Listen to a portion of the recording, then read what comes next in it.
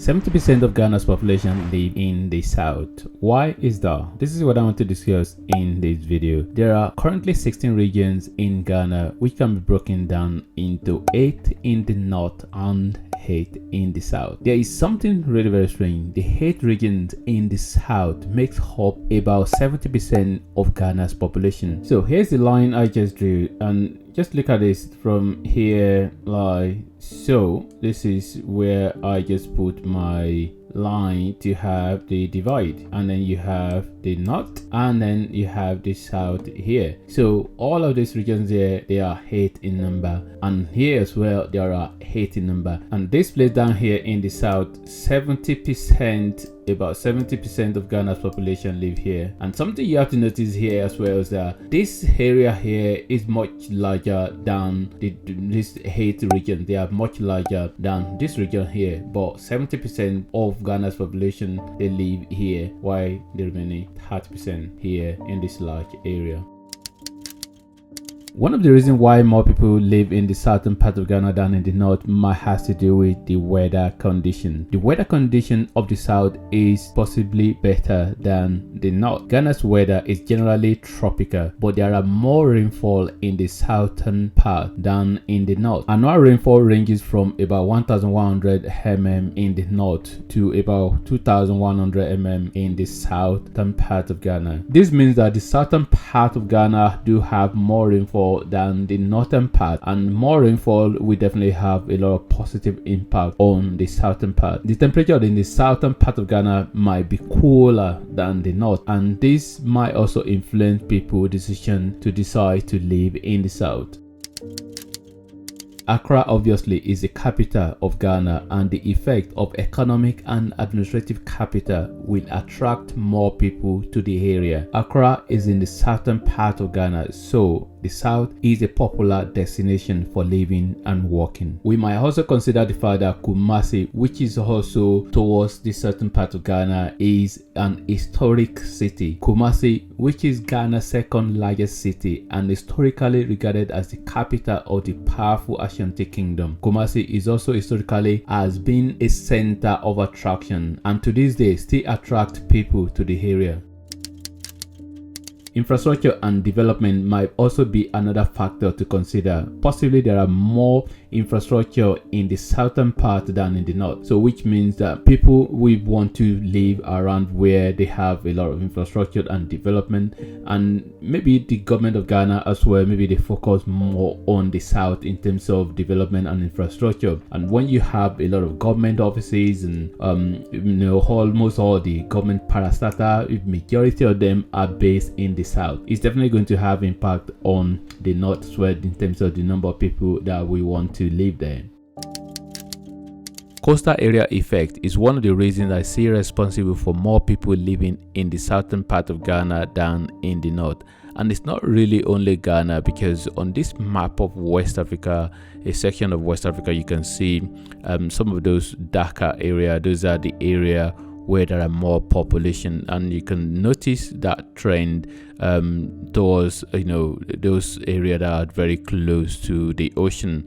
And these are mainly just in the southern part of all these countries, even up to Senegal, where you can see that dark area, so which is just a representation of the area that is really very close to the ocean. And these are the area where there are more population. Human beings naturally are drawn to water. Water is therapeutic and usually associated with calmness and tranquility. Human brains tend to react positively to water, and being near it can calm and connect us as humans. It can also increase innovation and insight, and even heal what is broken in our body. Studies have shown that people who live near water have a lower risk of premature death, a lower risk of obesity, and generally report better mental health and well-being. It is important to also mention the fact that the ocean brings a lot of economic benefits. The seaport for all the importing and exporting can bring a lot of economic goods to the area, and for all these economic goods that the seaport can bring and the ocean, this can also draw more people to want to live in the southern part. An example that I want to really give is the UK, United Kingdom. You have the north-south divide, and you can look at this map here, just see the line that just separates, the northern part and the southern part. This line isn't really like an official line that was drawn, but it's just based on some analysis to see, most of the northern part, you have a lot of differences in terms of when you compare them to the south. So you have factors like economy. So economy, most of the economy of the UK, by the way, for Ghana, I don't have the specific statistics for this particular area, but I'm just trying to prove a point of the north-south divide phenomenon that is really very common worldwide, which might be responsible for the reason why more people live in the south than in the north. So this example for the United Kingdom, so you have the economy. Most of the economic activity happen in the southern part. The southern part have more economic activity, private sector, and why the northern part not really too much business compared to the south, which people depend more on the government. And then you have income. Income is another factor. More the jobs in the southern part of the UK, they pay more than the jobs in the north. So which means people in the southern, they earn more.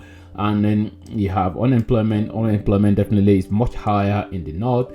You have housing prices. Housing prices in the north is much cheaper. The houses in the south, they're more expensive, pricey compared to the north. And then you have education, and this is an interesting one actually. The children in children education in the children in the southern part, they tend to outperform the northern part when they put them side by side. I'm not really sure what is responsible for that. And then you have life expectancy, which the southern part as well, they have more higher life expectancy than in the north.